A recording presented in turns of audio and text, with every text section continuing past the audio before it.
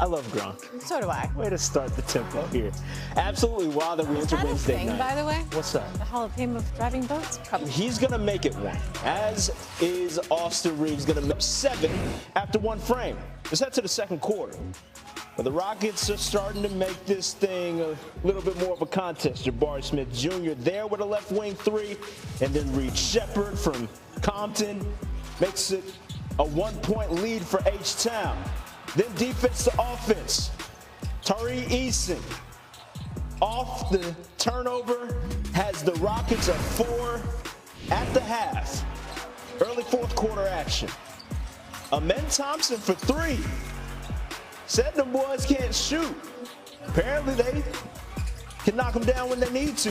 Jabari Smith Jr., another 3. Rockets extend their lead to 13, largest of the game, and under 5 minutes left. Şengün gets a shot blocked. Lakers running. It winds up with Rui Hachimura on the right wing, and that makes it a 6-point game. Couple minutes later, LeBron working off the screen from DeAndre Ayton, left hand lay it goes, part of his 25.7 dime night. Lakers within 3. Shepard here nearly loses it, recovers, gets to the mid-range, and folks, those are free. Rockets back up 5, ensuing Lakers possession. Shepard with the steal, running, and hey, a little bounce from Reed Shepard. Rockets up 7. LeBron left frustrated, under a minute left. Nicole, we were watching this and you said the legs look a little tired. Off the front. Neither one of those threes go, but the DeAndre Ayton putback does. It's a 3-point game. Next Lakers possession. That 3, as you would guess, short as well. Lakers have to foul. That does it for game 5. We have a game 6, and Malika Andrews is with Şengün post-game. You head back to Houston with some momentum. How much confidence do you have heading into this game 6? Everybody feeling amazing. You know, nobody's tired. Today, everybody showed it. And we're going in front of our family, fans, you know. Hopefully, it's going to be a lot of people out there. And, you know, we're going to protect home and come back here for game 7. You all have come back from down 3-1 before. Are you coming back here for 7? Of course. That's the goal. We have a resilient group that plays hard and is very competitive on every night. Rarely do we get blown out. If you know, a deficit, we fight back, and we might have lost some leads, but that's kind of our DNA. And so that part I wasn't worried about. We had a hard-fought series last year. We went down 3-1 and got to game 7, so we know we're going to battle. We don't have a lot of time to dwell on it. I mean, you can give yourself tonight, a little bit tomorrow, but once we get on that plane and head down to Houston, we got to forget about it, understand what we're going for, and it's going to be even harder, man. Like, every game is hard. It's so hard to close out a team in the postseason. You know, to win a series, and this is our first time doing it as a unit, so, you know, we'll see what we got. Jabari Smith Jr. said he feels like, obviously, the Rockets are the better team. What's the best way to respond to a group that obviously has some confidence growing over there? I don't care about shit like that, bro. The game is won between the 4 lines. I don't give a damn. Who cares? I mean, of course you say it. Why would you say, no, we're not the better team? Like, but I don't. Ask one of them young guys that question. I'm too old for that. How do you view your job over the next 48 hours with your group? It's the first team to win 4 games in a series. We happen to have won the first 3. They happen to have won the last 2. We've got to be better. Simply put, but an interesting little tidbit from this evening's contest. Rockets' first road team to beat LeBron James when facing elimination since the Wizards way back in 2008. May have been around the time this graphic package was being used. LeBron had won 16 straight at home with a chance to, well, fair, to clutch the series' longest streak by any player in NBA history. Hello, Kendrick Perkins. Look, I don't know if this falls under the Nicholas Petty category, but before we get to tonight's game, I want to remind the viewers at home of something you said after the Rockets went down 3-0 to the Lakers, which was only Friday. I said it a few days ago, and I'm going to say it now. They are the dumbest team in the playoffs. They are the most dysfunctional team in the playoffs. That dumb team, that dysfunctional team, sir, since you said that, has done nothing but win. So what do you say about the Rockets now? Well, the Lakers are the second most dumbest team in the league. But let me say this. I actually picked the Rockets to win this game tonight on NBA Today in the earlier Sports Center. You know why? Because they found their identity on the defensive end, and it started in Game 3. And this is back-to-back games where they done held the Lakers under 100 points.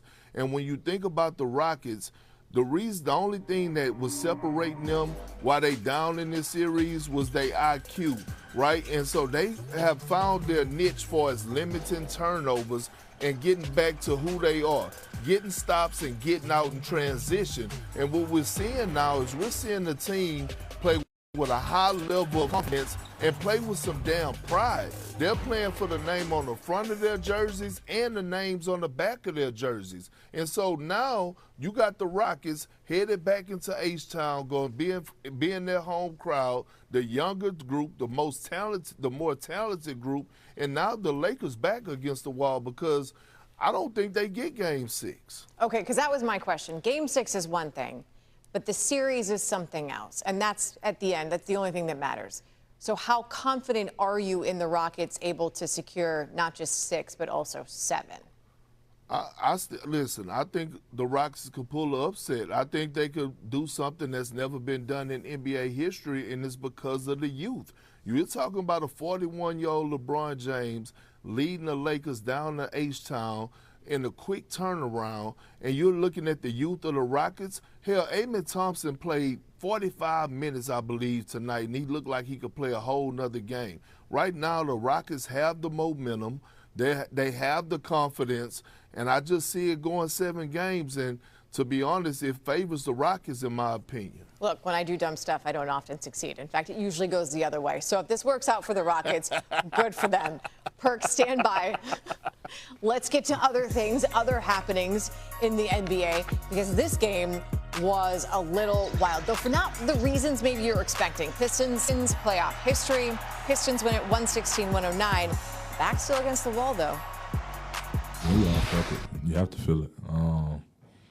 We've had a great season so far. None of us want it to end. So, you got to put it all out there. We dug ourselves a hole, like I said. And, now it's time to climb our way out. But it's possible. We handle our business tonight. We got to go to Orlando and handle our business there. You probably grew up watching some great playoff duels. What was that like going back and forth with Cade? Yeah, I mean, in the heat of the moment, you're not really thinking about it. You're just thinking about getting the win. But sure, one day you'll look back and be like, that was a hell of a game. But, me and him been going at it since, AAU days. So no surprise there that that happened. This was nearly a double record night. Cade got his, reset the Pistons' postseason franchise record with 45 points. Banchero, remember I said he missed a couple of free throws? He was just one skinny little point shy of the Magic record. This is the second time, though, in NBA postseason history that a couple of former #1 picks have been dueling it out, and both have gone north of 40.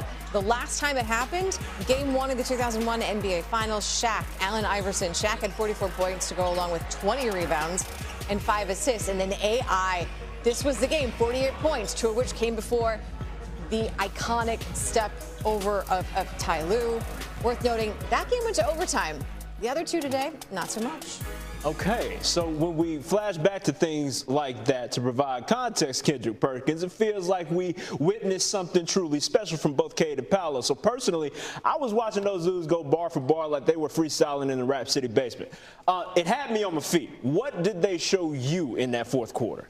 Well, Trell, first of all, it's good to see you back from WrestleMania, man. I missed you. I was down there. Oh, you don't think he's safe, do you? Yeah, but it's good to see you. That's the first thing. Second thing is, I played with a lot of Hall of Famers and played in a lot of big-time games. And I saw in 2008, I was part of the battle between the Cavs and the Celtics, and I watched Paul Pierce and LeBron go at it. And this game tonight between Paolo and Cade gave me that type of energy. 2 young stars / superstars on the rise, duking it out on the big stage, right?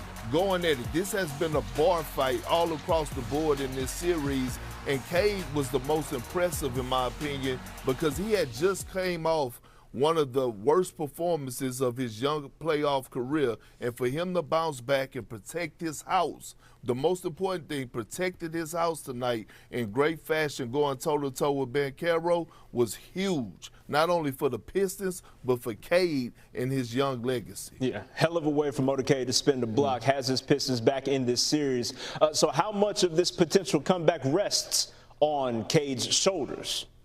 Unfortunately, all of it. He has to be special every single night because the game plan is not going to switch up for his Orlando Magic game plan on the Pistons. And he doesn't have a bona fide Robin, a certified second option guy offensively that he could depend on, and you need that going on the road. So with them heading back to Orlando, another underrated hostile environment, Cade Cunningham is going to somewhat have to duplicate this or even more. He might have to go for 50, and he's capable of doing that if they want to get a Game 6 win in Orlando and bring this back to Detroit for a Game 7. The quest for a championship belt like Perk was rocking out there in Vegas continues for Cade and Cunningham. We appreciate you as always, big dog. Hey, it's good to see you back now, Trill. Made it back.